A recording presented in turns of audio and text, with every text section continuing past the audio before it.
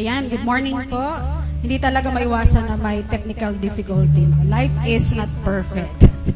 So we always need the grace of God in our lives para patuloy tayong makapaglingkod ng may confidence, ng may joy sa ating Panginoon. So I was reminded this morning about the grace of our God. And I would like to testify a little before I ask you to stand, to join us in our singing. While I was preparing this song lineup, one of my weaknesses, sabi ko kay Dang, I always wanted to be the backup of the praise team. I don't want to lead because it's difficult for me to enter a song or to And then somebody in the praise team said before, alam mo pag hindi ka makapasok, kumatok ka lang, papapasukin ka nila. But that's a joke. But last night so hard, but I was reminded that our spiritual capacity is not based on our skills and talents, but it's based on the promises of God in our lives. So when we are joyful and we wanted to honor God in our lives, He will enable us. And so just this morning, I experienced again the grace of God. And sabi ko, Lord, mahirap sumakay dyan sa may samin kahit malapit. So, and then I forgot my umbrella sa school. Wala talaga, so mainit. So, Father God, I know you're real and I need your grace today. So, mga after 2 minutes, dumaan si Nadang at Yak. Say, Ma'am, si Dang, balikan niyo ako kasi walang tricycle. But I still keep on praying, Lord, kailangan ko sa tricycle sumakay kasi yung outfit, magmumotor siya. And a tricycle came. And it's all by the grace of God. And alam niyo ba, hindi pa natapos doon, naiwan ko yung songbook na meron ako. And when I lead kasi the praise team, I don't just depend on the, on the screen. I need to have my songbook because it's how I studied it and the flow para hindi mawala. Naiwan sa tricycle, ko, talaga Lord, yung grace mo talagang kailangan ko this morning. Ganyan. So ko, Pastora, naiwan ko yung songbook sa tricycle. Tapos siyak umakyat, dala-dala niya yung songbook, binigay ng tricycle driver sa kanya. So it's all by the grace of God and goodness of God. Indeed, I don't deserve it. But God is always amazing in His ways. And also in our lives, we are not capable of being in the presence of God. But it says in Ephesians chapter 2, verses 8, "For it is by grace you have been saved through faith, and this is not from yourselves, it is the gift of God, so that no one can boast." It's not by words. So this morning, we will be talking about the grace, the faithfulness of our God, and how the grace of God is so enough for all of us. Na-experience na ba yun for the past weeks? Amen. So I know, na-experience yung grace ng Panginoon. So may I request everyone, may I invite you to please stand and tell your seatmate this morning, God's grace is enough for you and me. Ayan. Sige nga, i-verbalize natin. Your grace is enough for you and me.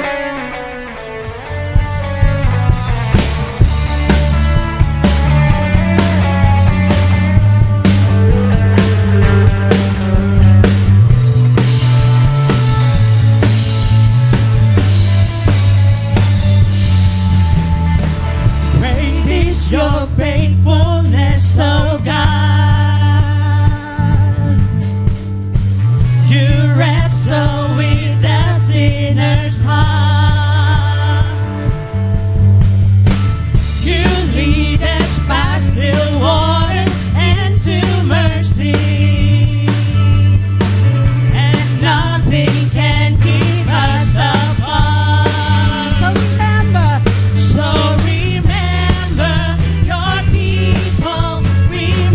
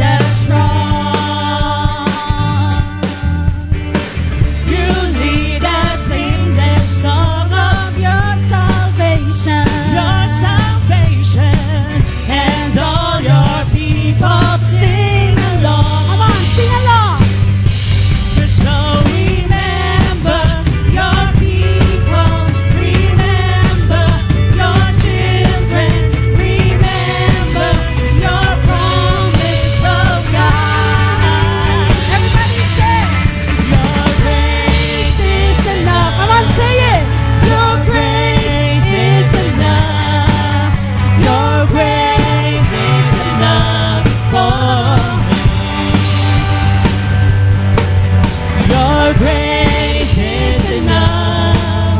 Your grace is enough. Your grace is enough for me.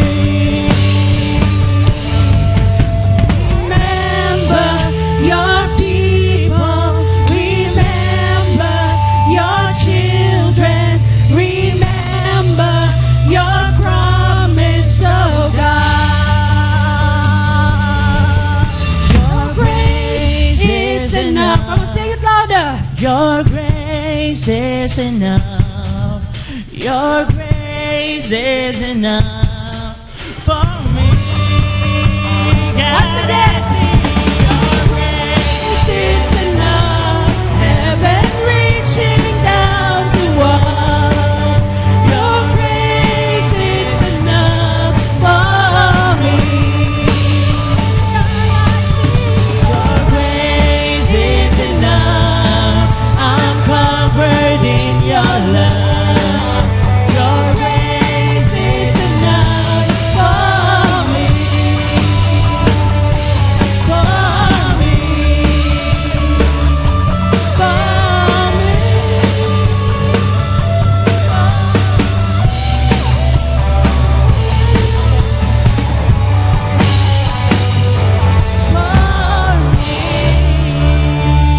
Amen. Indeed, God's grace is enough for each and every one of us.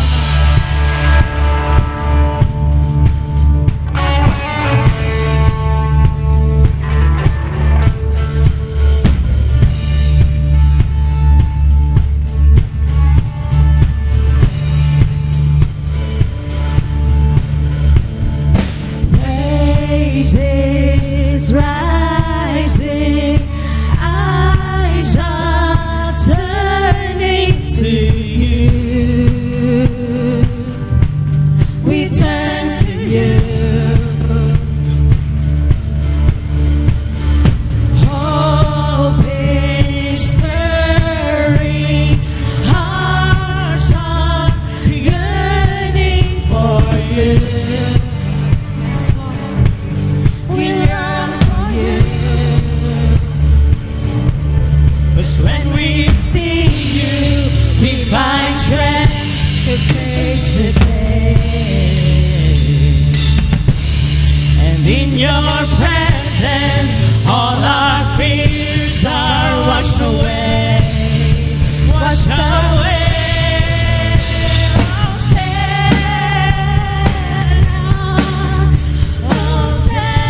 Hosanna, you are the God who saves us, worthy of all our praise. Said Hosanna, Hosanna, Hosanna. Come on your way among us. We welcome you here, Lord Jesus. Yes, Lord, we welcome you. Hear the sound of hearts returning to you. We turn to you.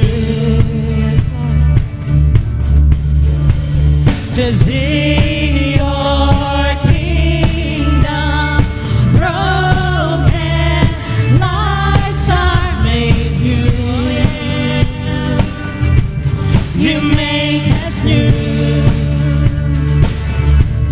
'Cause when we see you, we find strength to face the day. 'Cause in your presence, all our fears are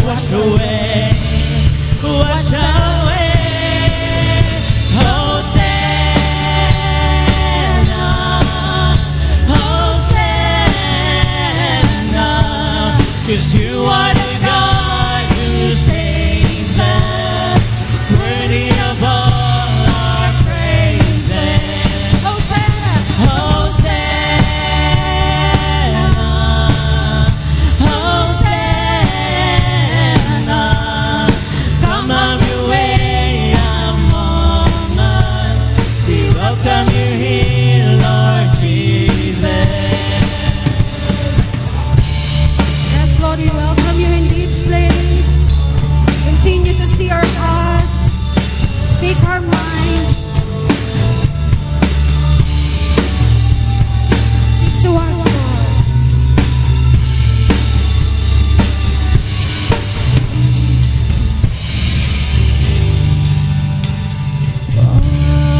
It's when we see you, 'Cause when we see you, we find strength to face the day. yes, Lord God. And in your presence, all our fears are washed away. When we see you, Washed away.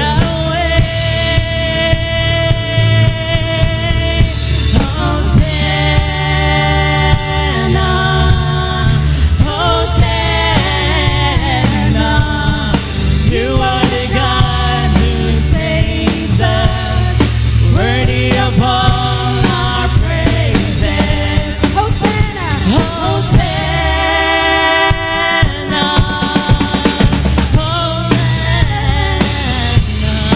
Come have your way among us. We welcome you here, Lord Jesus. Hosanna, Hosanna, Hosanna.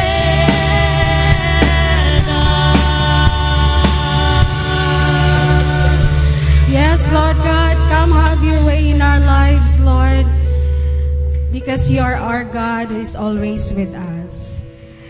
And Lord, in this earth, in our lives, troubles, challenges are normal and natural. But we can be assured again, Lord, that it's all by grace. You saved us. And you are our salvation, Lord. And we can hide under your wings.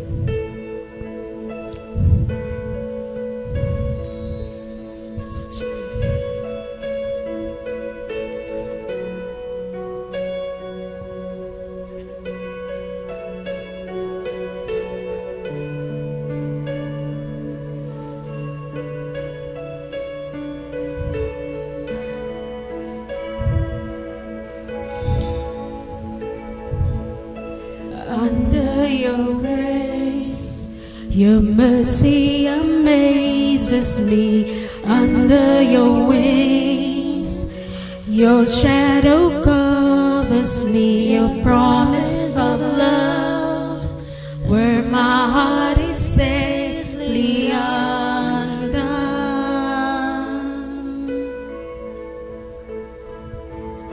Speak to me, Lord. Your servant is listening over the noise. I hear you whispering, my hope has come, and my heart is safely undone.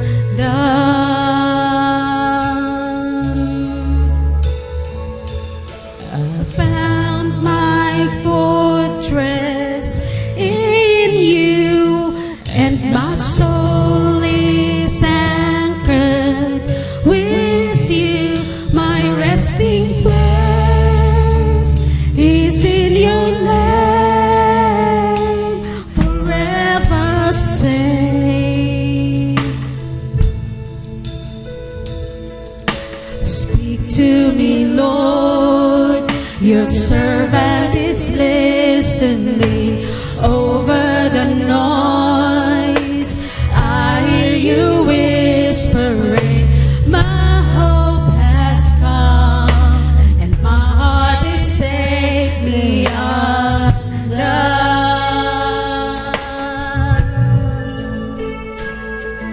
I found my fortress in you, and my soul is anchored with you. My resting place is in your name,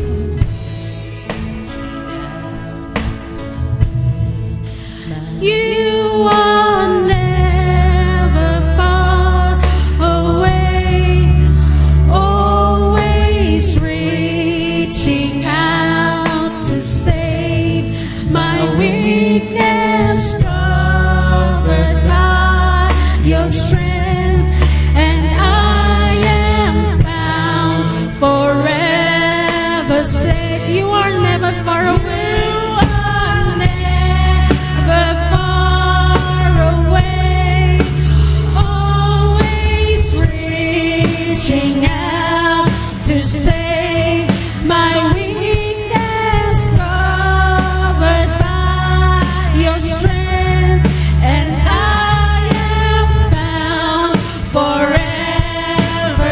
You are never, 'cause you are never far away, always reaching out to save my weakness, covered by your strength, and I am found forever safe. My fortress in you, and my soul is anchored with you. My resting place is in your name. I found my fortress in you, and my soul is anchored with you. My resting place is in your name. I found my fortress in you, and my soul is anchored with you. My resting place is in your name, forever safe. Thank you, Jesus. Thank you, Lord God. Let it be, Lord. We will be forever safe in you.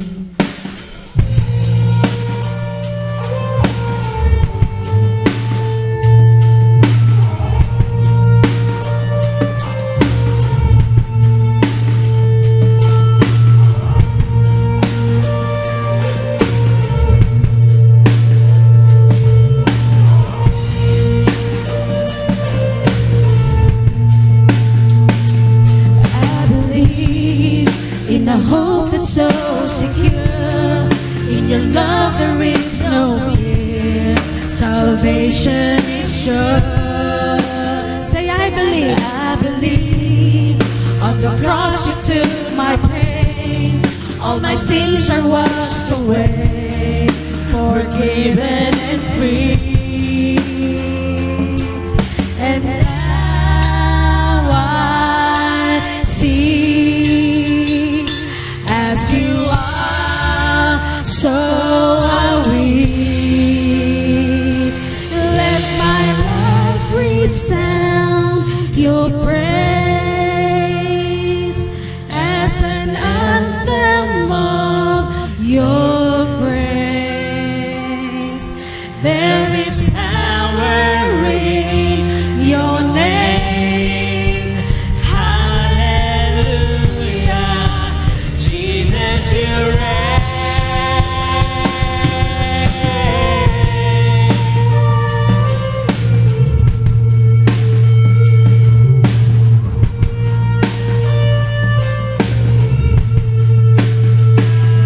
I believe I am righteous through the one. Your obedience has won. I rest in all you've done. I believe you are everything I need. More of you and less of me. I fall at your feet. And now I see, as you are, so are we. Let my life resound your praise. Come on, say it to our God. Them of your grace. There is power in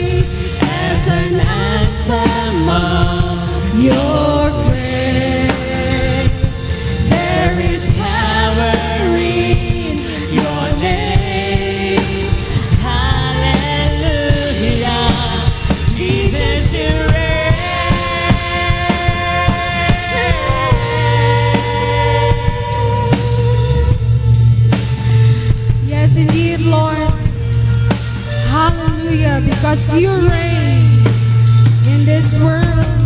You reign in our hearts, oh God. You are our God that saves us. You are our God that can enable us. Lord, we are not worthy to come before your throne of grace, but because of what the Lord Jesus Christ has done on the cross for us. You have made it possible, Lord, for us to stand before your throne of grace, for our prayers to be heard by you, for our lives to be seen by you. Lord, thank you because in Christ Jesus, we can come to the throne of grace with confidence in our hearts, believing that you know us, you hear us, Lord, whenever we pray, whenever we groan, whenever we cry, Lord. You know us because Jesus has done it all for us. Thank you, Lord God, for what He has done to each and every one of us. Indeed, Lord, it is all by grace. We can do all things.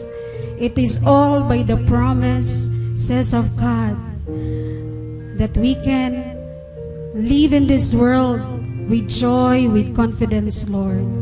All the promises of you, O God, are yes in Christ Jesus.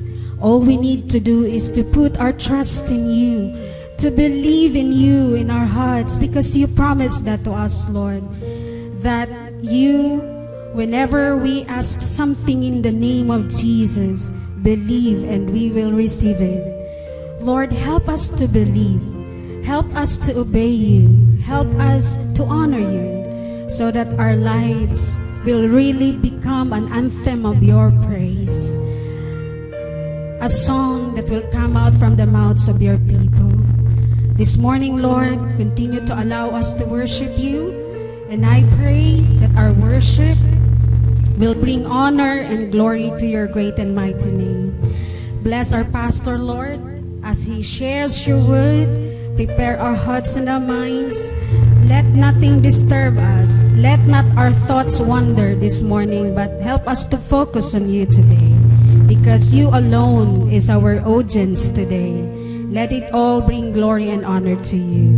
This I pray in the mighty name of Jesus Christ, our Savior. And everybody say, Amen and amen. You may now take your seat.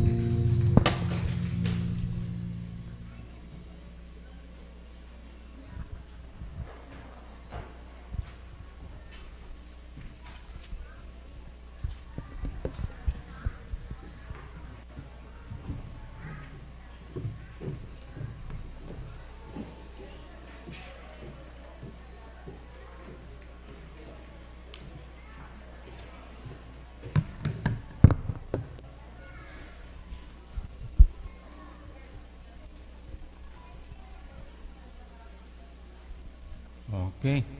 Praise the Lord. Good morning po sa ating lahat.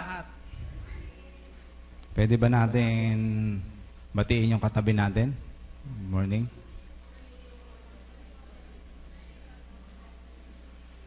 Okay. So welcome po ang lahat sa ating worship today. Lalo na yung mga members natin na nasa online. Good morning po sa inyong lahat. Welcome po sa ating Sunday worship ngayong araw na to. So last time, we talk about money. No? We debunked top 3 myths about money. Today, we will talk about prosperity. Okay, okay ba yun sa inyo? Mag-uusapan natin ang prosperity. No? Isa to sa mga paborito ng mga Christian pag-usapan. No? Prosperity. Pag narinig nyo salitang prosperity, anong verse ang pumapasok sa isip nyo? Verse about prosperity. Huh? Our message this morning will be taken from one of the most popular verses in the Bible, Jeremiah 29:11. Okay. For I know the plans I have for you, declares the Lord. Plans to prosper you and not to harm you. Plans to give you hope and a future. No? Meron pong word dyan na prosper. No? The Lord plans to prosper us. So definitely, all of us want to prosper. We want to flourish. We desire to bloom. And we love to be well off. No? Gusto natin, wala tayong problema dyan. No? Gusto nating umasenso sa buhay. Gusto natin mag-boom yung business natin. Gusto natin gumanda yung career natin. Yung mga nagtatrabaho, gusto ma-promote. Yung iba, gustong madagdagan yung mga savings natin sa bangko. Gustong magkaroon ng bahay na maganda at iba pa. No? In short, gusto natin mag-prosper. Tulad ng sinabi ko last time, hindi po ito masama. Hindi rin po itong kasalanan na mag-desire tayo ng prosperity na katulad nito. Subalit, ang tanong mga kapatid, ito ba ang ibig sabihin ng promise ni Lord na I will prosper you? Tingin nyo. Ang prosper ba na binanggit dyan sa verse is about material? Ang prosper ba na tinutukoy na promise ni Lord is about financial prosperity? Hirapan ako mag-pronounce. No? Financial prosperity ba ang promise ni Lord sa Israelites at sa ating lahat na mga believers? Brothers and sisters, it is true that God intends to prosper us, all of us. But let us bear in our minds that wealth is only one area of prosperity. Prosperity is not only about finances. Prosperity is not only about material possessions. Think about that there is a type of prosperity that is far more important in God's eye. At ito po ang pag-uusapan natin. Pag-aaralan natin ang verse na yan at aalamin natin kung ano bang klaseng prosperity ang gusto ni Lord na ma-experience natin. No? Take note. Klase ng prosperity na plano ni Lord sa ating lahat na kailangan ng prosperity na to ma-experience natin. Ang type na prosperity na to. At ang title ng ang message natin is Promise. Kung merong promise land, merong promised prosperity. No, meron pa yung peso sign. No? Kasi pag prosperity, talagang pera-pera. Pero tignan natin kung yan ba talaga yung meaning ng verse. No? So ngayong umaga, magbibigay po ako ng 3 assets o 3 possessions o 3 belongings na dapat po maangkin natin, no? Dapat po ma-acquire natin. No? 3 bagay dahil ito po ang totoong prosperity. Itong 3 bagay na to na dapat nasa atin. Asset natin. Dapat possession natin sa mga oras na to. So, tignan po natin, syempre, bago natin maintindihan, tignan natin yung sunod na verse. Verse 12. Then, you will call on me and come and pray to me, and I will listen to you. What can we observe from the verse? The verse talks about Israel calling God as their father. And God answering Israelites as His children. Okay. So makikita natin na ang verse, it talks about relationship. No? Relasyon po. No? Relasyon ang pinag-uusapan. And we could say that this is about some kind of privilege po kung meron po tayong relasyon sa Panginoon. At hindi lang po basta-bastang privilege. First possession, God wants to prosper His children by having precious privilege. Ito po dapat na nasa atin. Belonging. Meron tayong privilege. No? Sa totoo lang, kung ang isang tao maraming pera, marami ring privileges. Sino bang pinakamayaman nating membro dito? Si Ma'am Rosal? Parang sa tingin ko siya yung pinakamayaman. Walang ginagastusan. Walang ginagastusan. Mag-isa lang sa bahay. Nasa abroad ang husband. Scholar ang anak. Hindi, joke lang. Registral sa isang malaking school. No? So, basta marami po tayong privileges. No?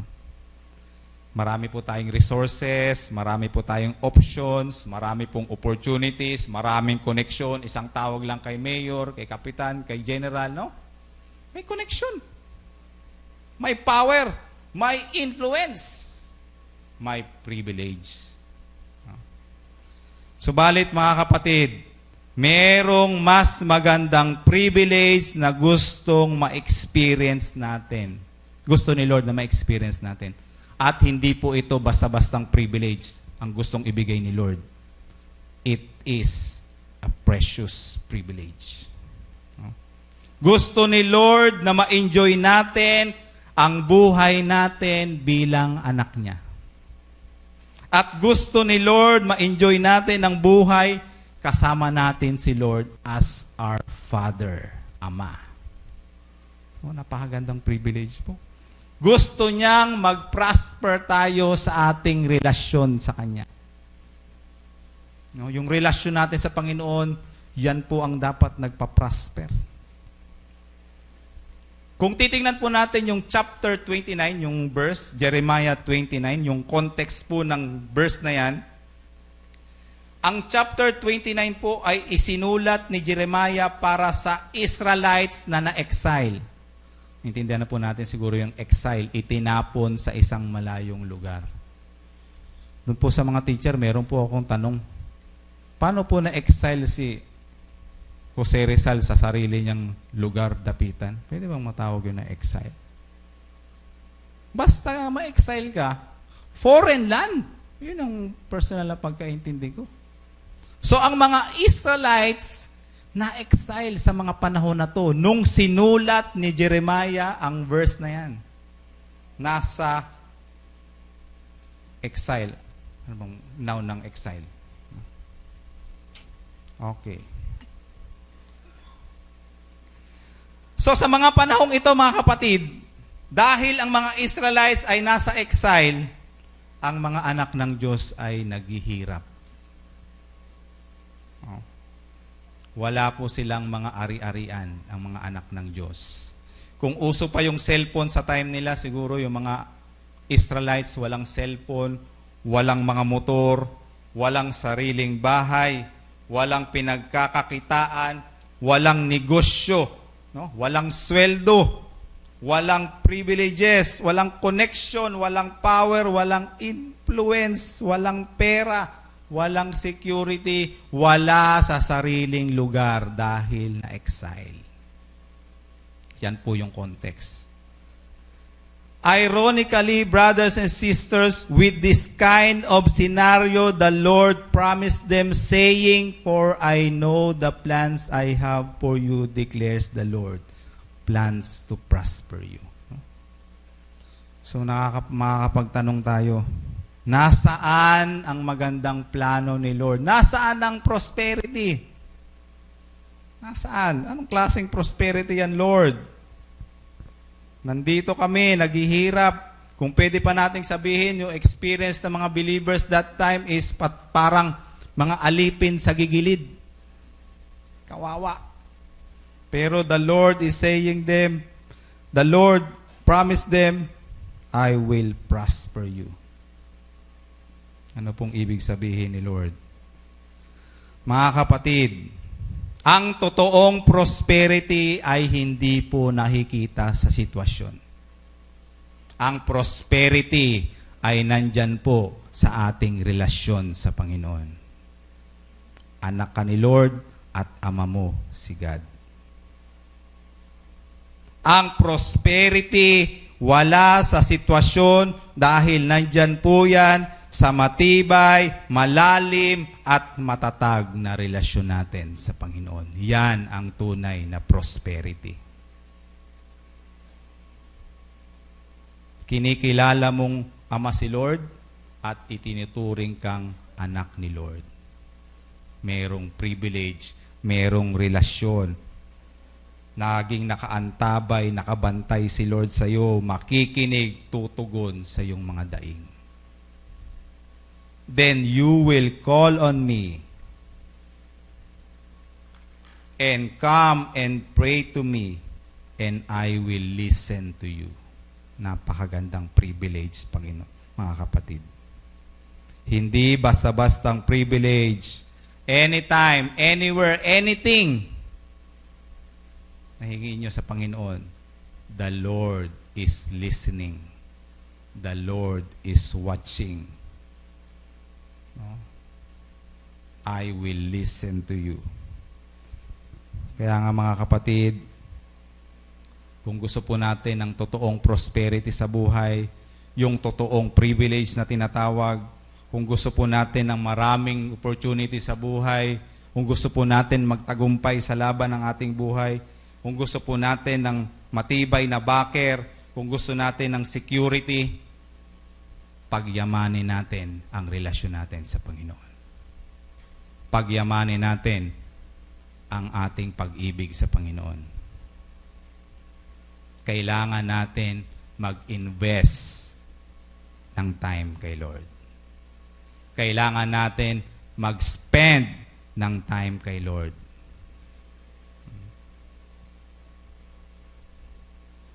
Yung iba sa atin dyan siguro, sobrang busy na sa work. Halos wala nang pahinga. 6 hours na lang yung tulog. Late matulog, maagang gumising, full-time na, overtime pa sa work. Sobrang determinado sa ating mga business. Wala pong masama. Hindi po masama mag-aspire ng material possession. Hindi po masama mag-aspire na umasenso tayo sa buhay. Pero sana mga kapatid, makiayon tayo sa plano na Lord na gusto niya rin tayong maging mayaman sa ating relasyon sa Kanya. No? Gusto ni Lord na maging busy rin tayo sa pananalangin. Full time sa pagbabasa ng salita ng Panginoon ng Bible. At determinado rin sa pag-worship every Sunday. Minsan nakakalungkot mga kapatid, may mga ibang Christian, pati linggo ginagamit sa sidelines. Okay, sidelines po yung pinag-uusapan natin ha. Rumaraket pa. Additional income, okay, very good, nice. Additional na kita. Pero musta ang relasyon sa Panginoon? Nalulugi. Dahil hindi na kontento sa 6 na araw, pati yung linggo gagamitin. No? Minsan, yung iba hindi nakakapagsimba. Sobrang babaw lang ng rason. Ano bang pinakamababaw na rason pag hindi nakakapagsimba pag linggo? Naglalaba. No? Hindi rin natin maintindihan kung bakit pag Sunday ang sarap maglaba. Pupunta ka na sa may CR, dala mo na yung tuwalya mo para magsimba. Nakita mo yung labada, ang dami. May laba na lang ako. Tapos nakita mo yung CR, marumi rin.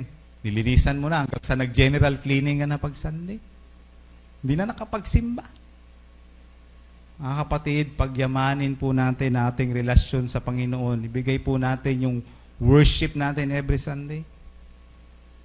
Yung iba naman, hindi po nakakapagsimba dahil nagkakasakit.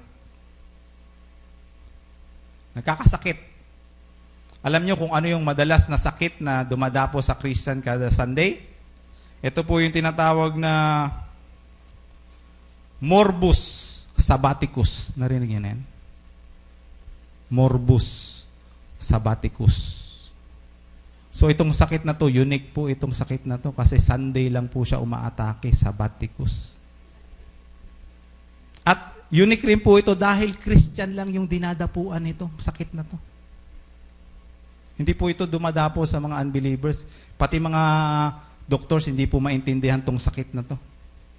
Ang sintomas po ng morbus sabbaticus, yung pong medyo nahihilo ka, sumasakit yung ulo mo, nanghihina ka, no? At merong oras yung atake niyan, between 9 o'clock hanggang 12 ng tanghali. Tapos pag alas 12, nakakapagtaka, babalik na yung lakas mo, babalik na sa kondisyon yung katawan mo pag 12. Yan po yung sakit. Hindi po nakakapagsimba. So paano po magpa-prosper yung relasyon natin sa Panginoon niya? Musta pong privilege natin yan, mga kapatid? So wag po nating hayaan na every Sunday wala po tayo sa simbahan.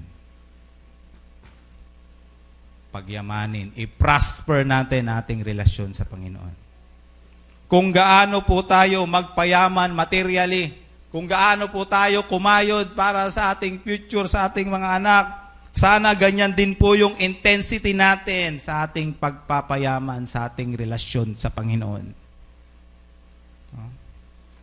So, pumunta po tayo sa pangalawa. Second possession. God wants to prosper His children by having priceless peace.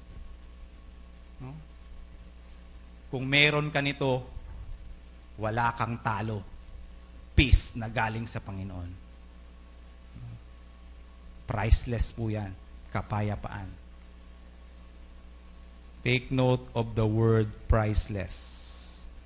There might be priceless treasures in this world such as antique paintings, precious stones, vintage cars, and so forth. However, the priceless peace of God that surpasses all understanding is supernatural, that will enable us to respond in times of difficulties, whereas the riches of this world are powerless to do so. So, ganyan po yung peace ni Lord. Tingnan niyo po yung verse 13, karugtong yan. You will seek me and find me when you seek me with all your heart. Kung hahanapin nyo ang Panginoon, ito'y inyong masusumpungan. Siya'y inyong masusumpungan. Tulad ng sinabi ko, mga kapatid, ang mga Israelites sa panahong ito ay nasa exile. And according sa mga commentators, almost 80 years na silang inaabuso. 80 years nang inaalila. 80 years nang inaapi, pinapahirapan. Almost 80 years nang inaalipusta. Inaalipin, inaalila. Makakapagtanong tayo, nasaan ang prosperity? Nasaan ang pangako ni Lord na magandang future, magandang buhay, prosperous na buhay? Nasaan? Mga kapatid, ang prosperity na pangako ng Diyos ay kalakasan, katatagan, kapangyarihan, kagalakan, at kapayapaan sa gitna ng kahirapan, kaguluhan, at kasakitan. Kapayapaan po. Yan po ang totoong prosperity. Kung hahanapin mo si Lord sa panahon ng ikaw ay nahihirapan, naguguluhan, at nasasaktan, masusumpungan mo at mararanasan ang pambihirang kapayapaan ng Diyos na kailanmay hindi mabibili ng salapi. Peace of God. So priceless po yan. Kasi marami pong mga billionaires ngayon. We are talking about billionaires na wala pong peace of mind. Hindi po makatulog sa gabi. Walang magagawa ang pera. Hindi mo pwedeng bilhin ang kapayapaan dahil yan po ay galing sa Panginoon. At mas matindi pa, yung iba nagpapakamatay dahil walang peace. Makakapagtanong ka, nasa kanila naman lahat. Sobrang pero bakit nagpakamatay? Bakit po? Walang kapayapaan.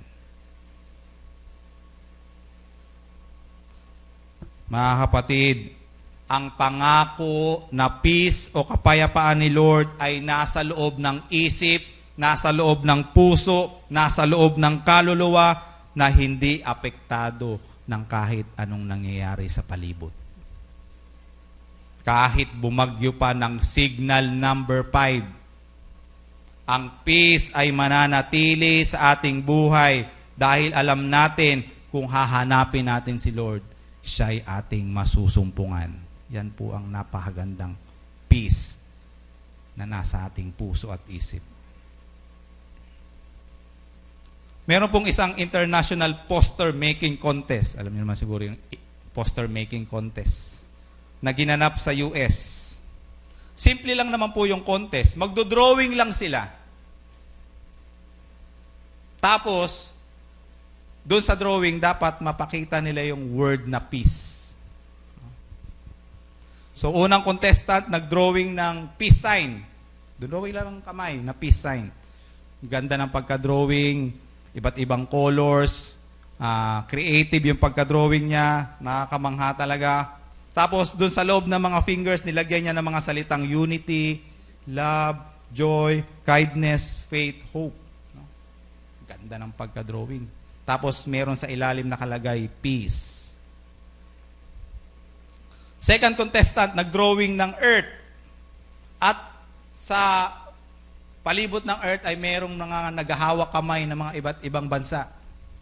Yeah. Tapos may nakalagay sa ilalim, peace. Okay rin. Pero alam niyo ba kung ano yung nanalo sa contest? Simple lang yung drawing niya. Black and white lang. Walang color. Lapis lang yung ginamit. So itong tao na to, nag-drawing siya ng puno na hinahagupit ng bagyo. Sobrang lakas ng bagyo. At itong puno na to ay halos maubos na ang dahon sa sobrang lakas ng bagyo.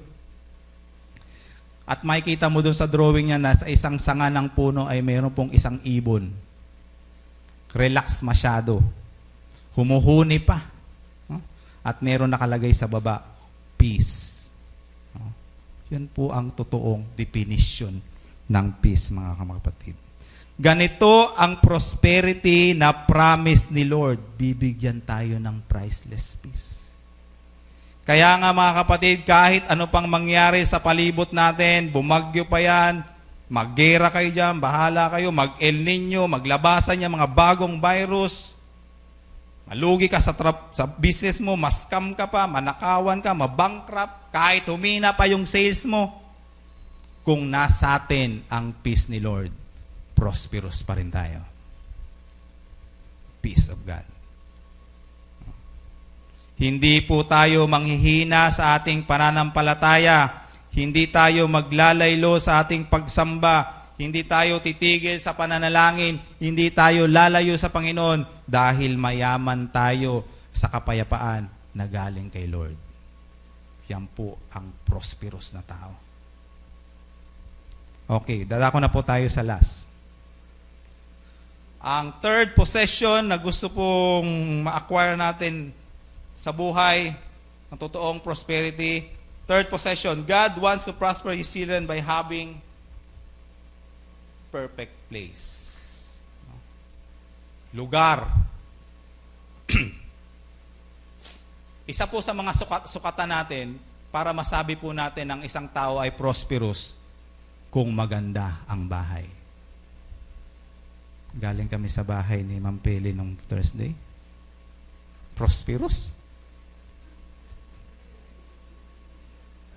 So, yan po yan talaga. Hindi po natin pwedeng deny. Isa sa mga sukatan, kung gusto mo malaman ang tao, prosperous siya, bahay. Pag-usapan muna natin si Stephen Curry. No? Wala naman yung team ni Stephen. Tak-tak na. No? Alam nyo si Stephen Curry, greatest shooter of all time, ang halaga po ng bahay niya ay 2.6 million. Grabe, no? Hindi pala billion. Billion. 2.6 billion pesos ang halaga ng bahay ni Stephen Curry. Bahay pa po yun. Hindi pa po kasama yung lote. Kasi yung lote niya ay nasa baybayin ng California Beach. Sobrang mahal siguro ng lote doon. At ang bahay po ni Stephen Curry sa sobrang laki ay meron pong mga elevators sa bahay sa loob. Tapos po yung mga lamesa niya sa sala, remote control po. Pag isang pindot lang, maglalabasan yung mga bote ng wine, baso, pati ice. High-tech. Yung master's bedroom po ng bahay ni Stephen Curry nasa harap ng Pacific Ocean. Tapos pag pumasok kayo sa bahay niya, meron pong mini museum pa. Napakaganda. Somehow, pwede nating i-consider ito na prosperity. Subalit mga kapatid, wala po itong binatbat sa promise na perfect place para sa ating lahat ni Lord. Wala po yung sinabi. Tingnan natin yung verse. Okay, verse 14. I will gather you from all nations and places where I have banished you, declares the Lord, and will bring you back to the place from which I carried you into exile. So, ang context po ng Israelites, katulad ng sinabi ko, ay nasa exile. Nag-promise si Lord na matatapos ang inyong paghihirap, matatapos yung exile nyo, matatapos yung pagdurusa nyo. At sa panahon na matapos ito mga kapatid, sila ay titipuning lahat ni Lord. Titipunin, pagsasamahin, igagather. At silang lahat ay ibabalik sa promised land, ang perfect place na promise sa kanila ni Lord. So ito po yung meaning ng Jeremiah 29:11. For I know the plans I have for you, declares the Lord, plans to prosper you and not to harm you, plans to give you hope and a future. Ito po yung meaning nun. They have a blessed hope and bright future because the Lord will bring them back to their own land, the perfect place for them. Promise po sa Israelites. So, iso-shortcut na natin yung application ngayon. So, yung promised land po ay para lang po yan sa mga Israelites, hindi po yan sa atin. No?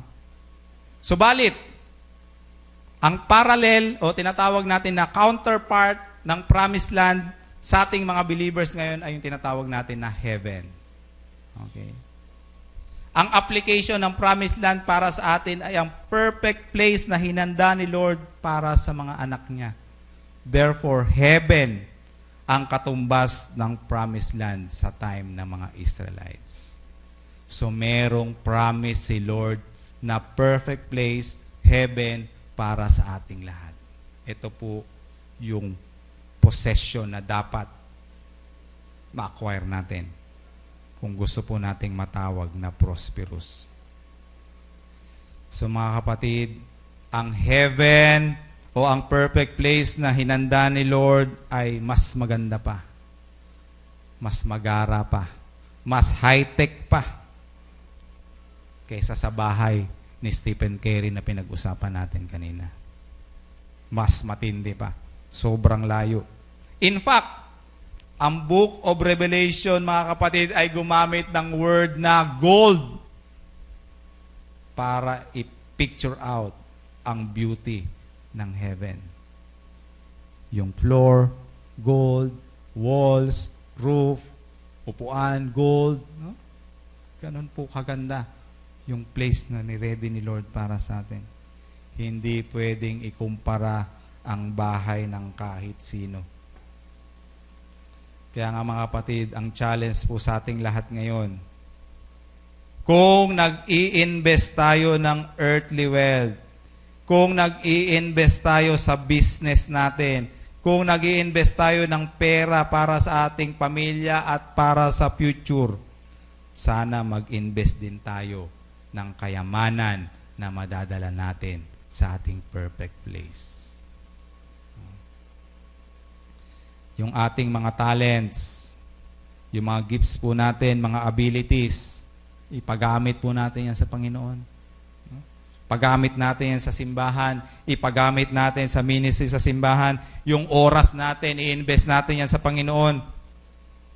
Sobrang ikli na ng buhay ng tao ngayon. 70, makaabot ka ng 70, blessing na. So habang bata pa, habang may lakas pa, seryosohin at totohanin natin ang pagsaserve natin kay Lord. Yung mga wealth natin, material possession, mga earthly wealth, pwede yang maubos, pwede yang mawala, pwede yang manakaw. So habang nasa kamay pa natin yan, i-invest natin to sa gawain ni Lord. Invest natin sa simbahan. Invest natin sa ministry. I-invest natin sa mission. Nang sa ganun, pagdating natin doon sa perfect place na hinanda ni Lord, madadala natin ang mga possession na hawak-hawak natin ngayon dito sa lupa. Kung naalala niyo yung message natin last Sunday, no? Debunking, no? Pwedeng madala ang kayamanan sa langit. Okay, ito po yung meaning po ng totoong prosperity. At nawa ay taglay-taglay natin ngayon to sa mga buhay natin. Precious privilege, priceless peace, and perfect place. Good morning po sa ating lahat.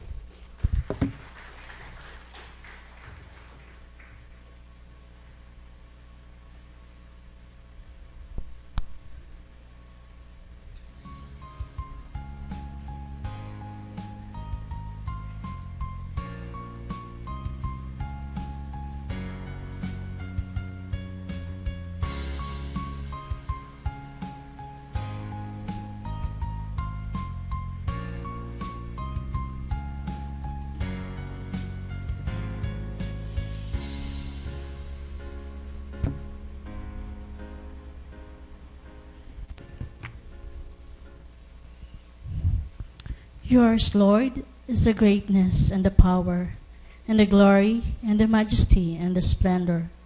For everything in heaven and earth is yours. Yours, Lord, is the kingdom. You are exalted as head over all. Wealth and honor come from you. You are the ruler of all things. In your hands are strength and power, to exalt and give strength to all. Now, our God, we give you thanks and praise your glorious name. But who am I? And who are us people that we should be able to give as generously as this? Everything comes from you, and we have given you only what comes from your hand.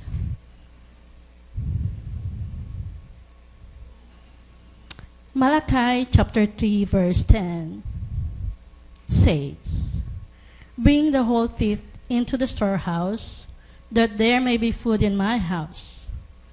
Test me in this, says the Lord Almighty. See if I will not throw open the floodgates of heaven and pour out so much blessing that you will not have room enough for it. Give all you have and have faith that God will provide the rest." An operatory prayer. God, we have been made in your image, so in your generosity, make us generous. In your faithfulness, make us faithful, so that whatever gift we bring to you might be an offer of worship before you, as the gold, frankincense, and myrrh were before your Son, Jesus Christ, in whose name we pray. Amen.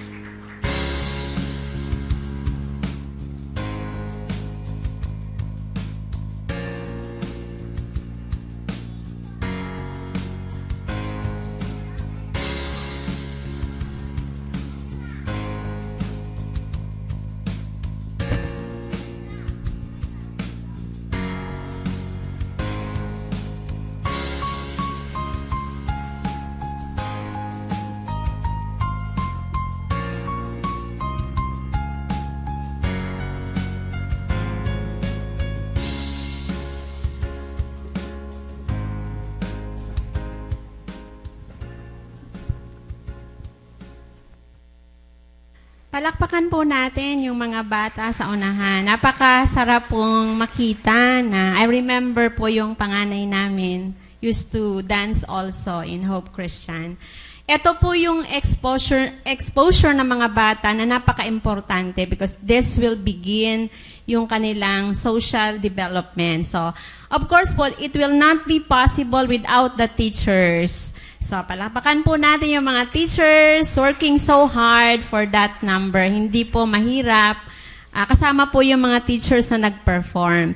And of course, we want to give glory to God sa presence po ng mga magulang na nandito. So, yung mga parents po ng ating school, maraming salamat po sa oras na inilaan nyo sa araw na to na naging bahagi kayo ng aming simbahan, ng aming pagsamba, kasama po ng mga bata. So, desire po naming lahat na hindi lang po every Sunday na nandito yung mga anak nyo na makasama namin kayo. Of course po, importante po sa lahat, ibigay po natin ang pasasalamat at parangal sa Panginoon sa napakagandang message na dinala ng kanyang lingkod sa umagang ito. Let's give the Lord our highest worship by clapping our hands. Indeed, that is the true meaning of prosperity. I'd like to take this opportunity to share with the parents ang aming pong programa para po sa simbahan at para po sa school. On this side po, yung mga first-time parents po, may nakikita po kayo dyang wall na may 3 kulay, mga blacks. Ito po yung aming project, Lote at 40. So our church will be celebrating its 40 years next year. So we're going to celebrate our 40 years December 2025. And part of our commitment to the Lord is to purchase a lot and build the building for Him. So, this is B2B, bless to build. So, sinabi nga po sa mensahe sa umagang ito na isang napakalaking pribileyo na magkaroon tayo ng relationship sa Panginoon. At bilang mga anak ng Diyos po, alam po natin na meron po tayong heart to give for His kingdom. Pangalawa po, wag po nating isipin na kailangan po nating magbigay ng malaki. Any amount po, ini-encourage po namin. It's an opportunity for you to also bring your wealth, your investment to heaven while we are still here. And then of course po, alam po natin na kapag po tayo ay nagbigay sa Panginoon, tutugunin niya po yung ating ibang pangangailangan. This is a perfect place for the children of God. Na magkaroon po siya ng isang simbahan. Kung nakikita niyo po, that is our dream church. That in 2 years' time, we can acquire the lot and build that house for the Lord. So lahat po ng mga magulang, ini-encourage po namin kayo. If you want to be part of this ministry of the Lord, you can share. I-explain ko lang po, every square is worth 20,000. Ngayon po, you can give, depende po sa inyo, it's not price naman, any amount you can give. So all you have to do is commit to the Lord. Na-imagine nyo po na ang imagination po namin dito, sa panahon na haharap tayo sa Panginoon, pwede po nating masabi, Lord, I am part of your ministry. And sabi nga po nung Sunday, hindi po totoo na hindi po natin pwedeng madala ang ating pera sa heaven. We just need to send it ahead of us.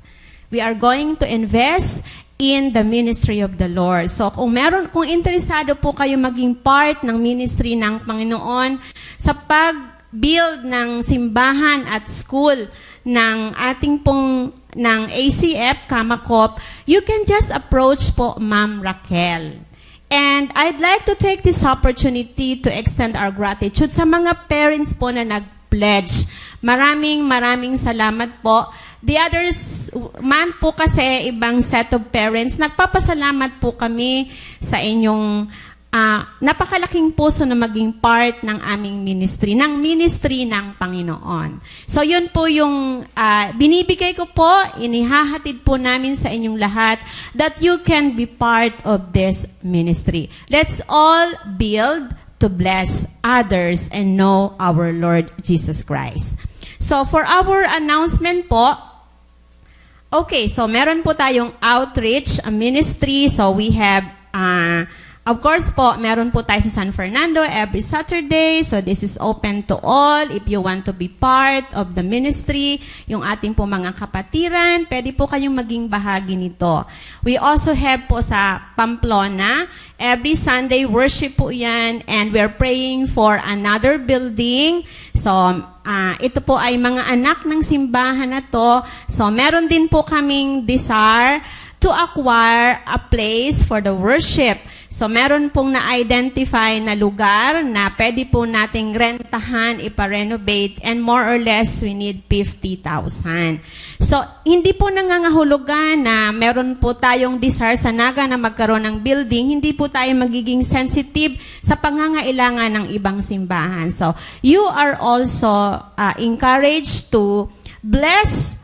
I know po it's the outpouring of the grace of God that we can give. So, meron po tayong dinidesire to raise at least 50,000 for the place sa Pamplona. Okay. Then, of course po, meron po tayong prayer meeting. We have online or hybrid prayer meeting every Wednesday. So, you can join us. Bayawas po yan. And then we also have every Thursday po sa Pili. Kung malapit po kayo sa Pili, pwede po kayong mag-join. And we also have yung sa CMT po, ano po siya, lumiliprap from one place to another every second and first and third Sunday of the month. So, ito po yung mga oportunidad na aside ng Sunday po worship, makapag-attend po tayo. And of course po, nakakatawa po pero totoo po yung sakit na na-identify ni Pastor. So sana po gumaling tayo lahat sa sakit na ito. Morbus sabbatical ba, Pastor? So napaka-simple lang po pero alam ko po lahat tayo ay nagkaroon ng reflection. So to God be the glory again to our parents. Maraming salamat po sa inyong presence.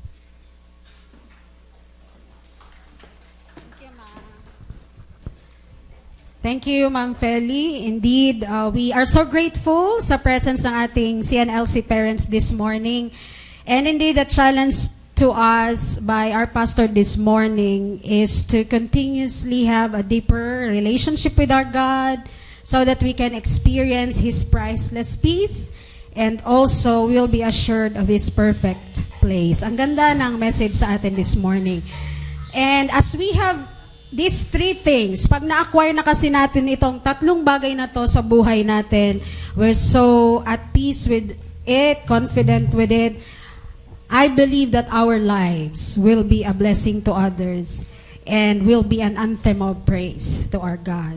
But first of all, we need to see, do we have a right relationship with God? Do we believe that Jesus Christ is our Savior and Lord? And we believe of what He has done on the cross for us. Kasi yun eh. Yun ang pinakabasehan ng relationship natin. Ang ating salvation through Christ Jesus our Lord. So may I now invite everyone to please stand and let's sing again this song. May this be our prayer as we leave out the message of our pastor this morning.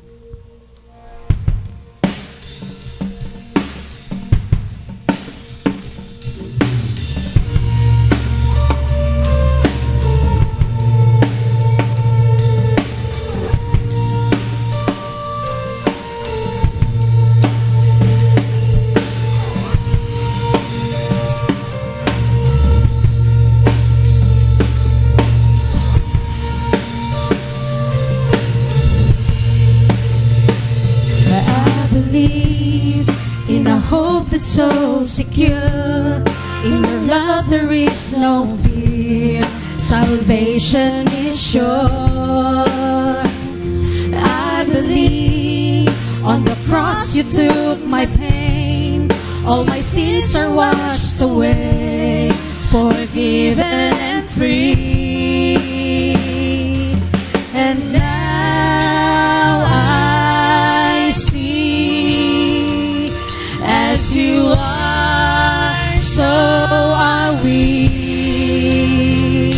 Let my life resound your praise as an anthem of your grace. There is power in your name. Hallelujah. Jesus, you reign.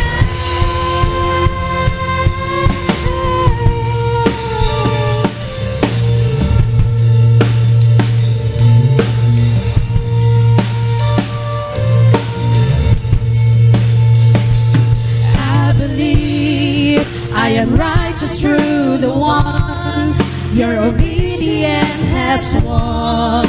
I rest in all you've done. I believe you are everything I need. More of you and less of me. I fall at your feet. And now I see, as you are, so are we. Let my life resound your praise as an anthem of your grace. There is power in your name. Hallelujah. Jesus, you reign. Let my life resound your praise as an anthem of your grace. There is power in your name. Hallelujah. Jesus, you reign.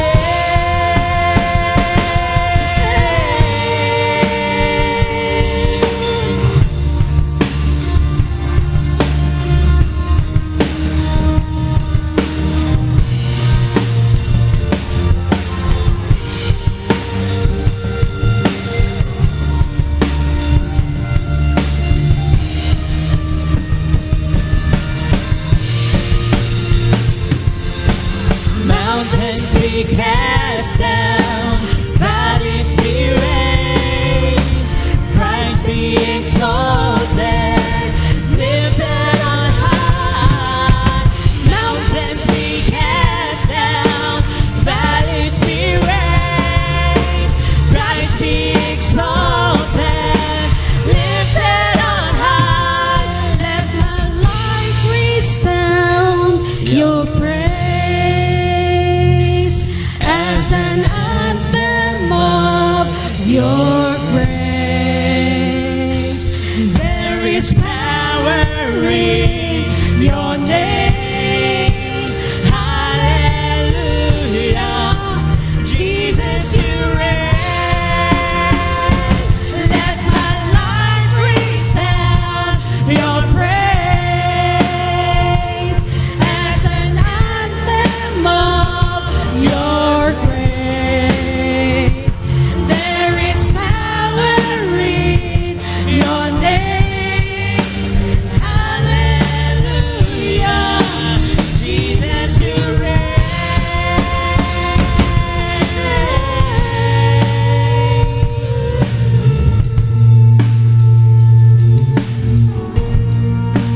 Yes, Lord, patuloy po kaming masamba, nagpupuri sa inyo.